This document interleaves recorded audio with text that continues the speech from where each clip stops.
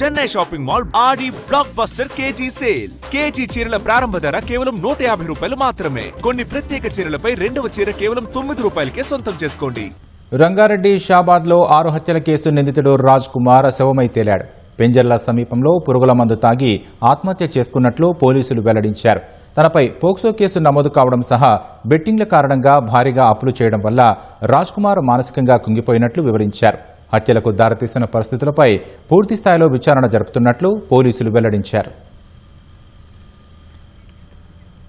షాబాద్లో 6 హత్యల కేసు నిందితుడు రాజ్ కుమార్ ఆత్మహత్య చేసుకున్నాడు. కొత్తూరు మండలం పెంజర్లలోని ఓ వెంచర్ వద్ద రాజ్ కుమార్ మృతదేహం లభ్యమైంది.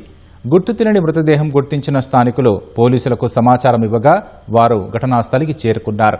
మృతదేహాన్ని పరిశీలించిన పోలీసులు అది రాజ్ కుమార్ మృతదేహమేనని గుర్తించారు. మృతదేహం పక్కన పాయిజన్ బాటిల్ ఉన్నట్లు తెలిపారు.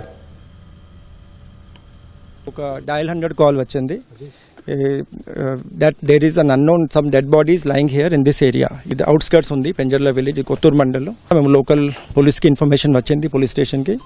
వాళ్ళు ఇక్కడ వచ్చారు, లోకల్ పోలీస్ వచ్చే అప్పుడు కూడా మాకు ఇదే కరెక్ట్గా ఐడెంటిటీ తెలియదు. We're checking for him. మాకు ఆ రోజు ఏం క్లోత్స్లో ఉన్నారు, ఎట్లా ఫిజిక్ ఉంది, టోటల్ ఎట్లా ఉంది మాకు ఇన్ఫర్మేషన్ ఉంది.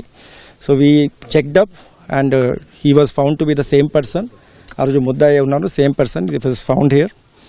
మా క్లోజ్ టీమ్ వచ్చి మీరు చూసారు, అన్ని ఎవిడెన్సెస్ మేము కలెక్ట్ చేసాము. ఈ bottle is one herbicide by name display. Maybe he has consumed it. So that could be the possible cause of death. Rangareddy జిల్లాలోని దైవాలగూడకు చెందిన రాజ్ కుమార్ 7 ఏళ్ల క్రితం సరితను ప్రేమించి పెళ్లి చేసుకున్నాడు. వీరికి 4 ఏళ్లు 2 ఏళ్ల వయసున్న 2 సంతానం. ఈ క్రమంలోనే ఇంటర్ చదివే బాలికను రాజ్ కుమార్ వేధించాడని ఈ ఏడాది మే 16న ఆమె తల్లి పోలీసులకు ఫిర్యాదు చేసింది. ఈ మేరకు పోక్సో కేసు నమోదు చేసి రాజ్ కుమార్ను అరెస్టు చేశారు.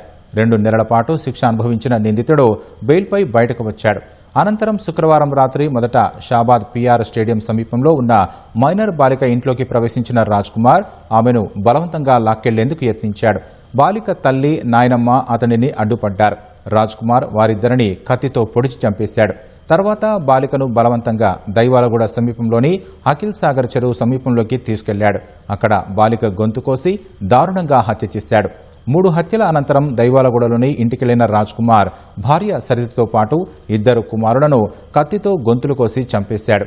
2 బిడ్డలు పడుకొని ఉండగానే చంపేసినట్లు అక్కడున్న దృశ్యాలను బట్టి అర్థమవుతోంది. ఈ హత్యల తర్వాత తండ్రి అరుణ్ కుమార్ కు ఫోన్ చేసిన రాజ్ కుమార్ 6గురిని చంపాను, నేను కూడా చనిపోతున్నా అని చెప్పి ఫోన్ స్విచ్ ఆఫ్ చేశాడు. ఈ క్రమాన్ని సిపి వివరించారు.